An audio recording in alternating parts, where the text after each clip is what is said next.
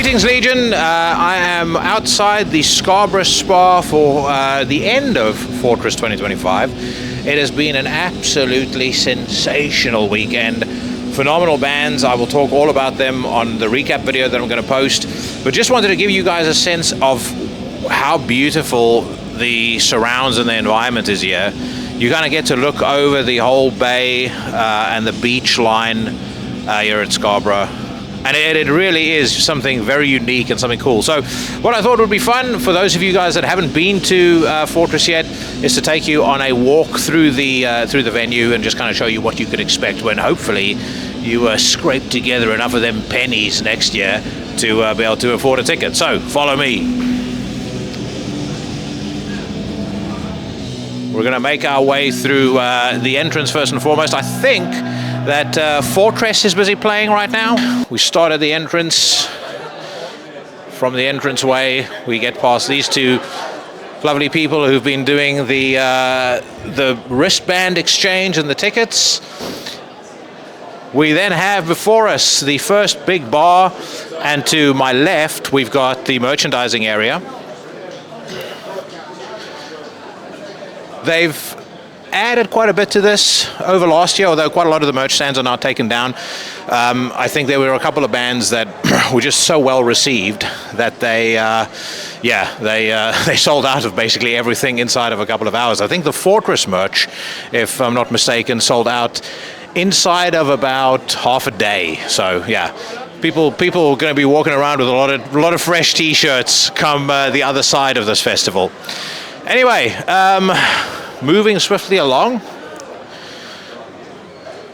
The route I'm taking you on right now is towards the smaller stage where they have bands kind of on alternating times with the main stage. So one of the nice things is there's no crossover with bands that are playing. A band is either playing on the main stage or the band is playing in the Ocean Room. Ocean Room is a little bit smaller, slightly smaller stage. We saw Aclese there last night. We see Selpst. The other thing that's quite cool is it's quite far removed from the main stage room, so you don't have the bleed of sound coming in from one room to the other. This is the Ocean Room. Just give you a quick scan of what that looks like. As you can tell, reasonable floor space. You've still got some merch over there, and then you've got the main stage area with the people watching the band over there. Okay, we're going to go back out of the Ocean Room and towards the dining area where yesterday I enjoyed me a Gothic burger. I actually did a little review that I'll segue to in just a second. You guys can see what I thought of that.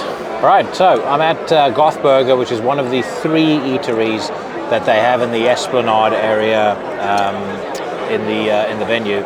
Very nice area this as well, actually. If my producer just pans over the crowd very quickly. Some nice folk. I met a fair few of the Legion as well, which is very good.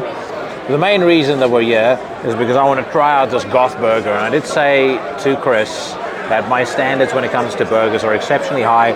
So for benchmarking purposes, if you know anything about burgers and you live in the UK, the best burgers as far as I'm concerned, Burger and Beyond, and then my other favorite burger, Bleecker Street, my other favorite burger, Five Guys. So this has got a lot to live up to. I'm going to get my jewels off, and let's unwrap this and see what we got. I ordered, by the way, the Goth Burger, which is like their signature burger. They did one. They've got like a signature Fortress burger as well, but it's got hash browns on, I think, which I'm not really a fan of hash browns. So, all right, well, there we go. This is what it looks like. It looks very gothy. This is a charcoal-infused bun, or charcoal-infused brioche bun, I should say. And then I think there's some sort of charcoal in the seasoning in the meat as well. But anyway, it looks very dark and bleak and black. Let's see what it tastes like. There you go. All right, let's give it a go.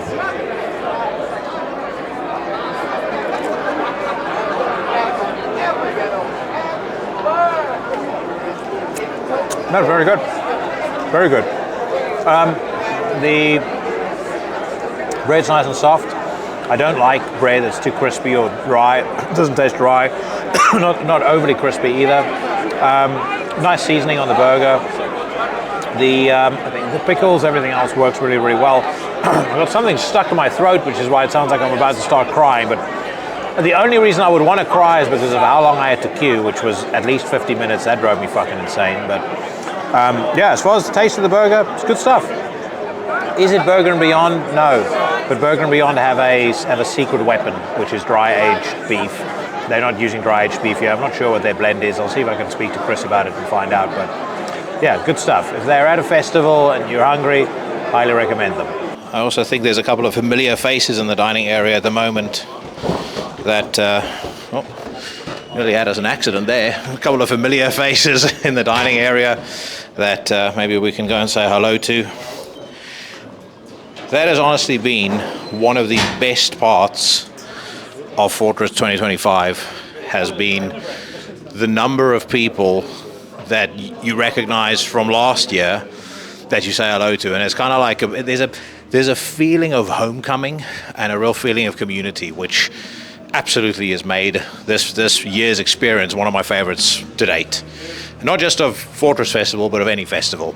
Anyway, let's move our way to the dining area. I do see someone in the distance that I know. I just want to go and see if he'll be able to say hello. Two people that I know, as a matter of fact. Are you that fucking Shane from Drivax? And are you Jax? I am. Two gentlemen that should be very familiar to Into the Necrosphere. The great and powerful Nas Alchemeth, and then my brother from another mother, the Middle Eastern Marauder, Cheyenne of Drivax. We're just busy doing a quick walkthrough video of the venue. Sounds amazing. You found the right people. Well, the video is basically done now. We found what we were looking for. So there you go.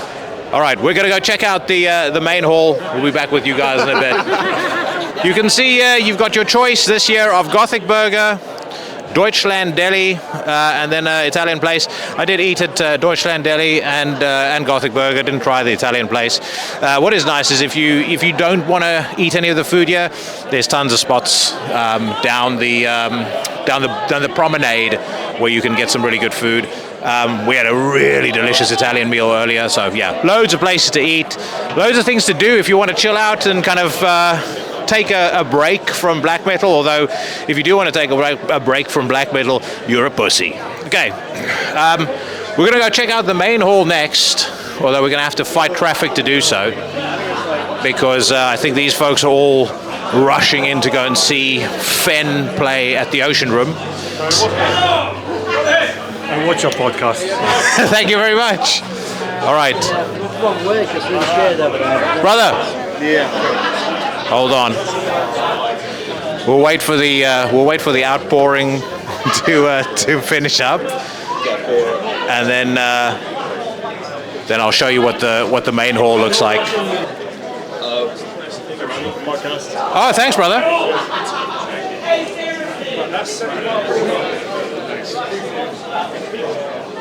All right, I think the coast might be clear, so let's see if we can make our way in.